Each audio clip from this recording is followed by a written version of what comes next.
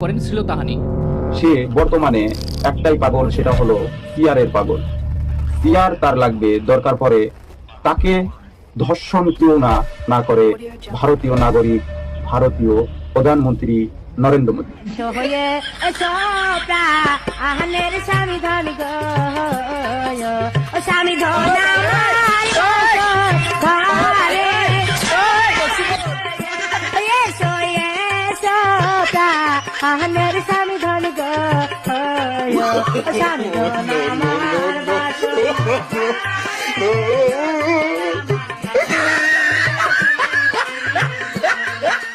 স্বামী বউকে শাসন করবে, এটা স্বাভাবিক। শেখ হাসিনা যদি মনে করে নরেন্দ্র মোদী তার স্বামী, সেটা কোনো অপরাধ নয়।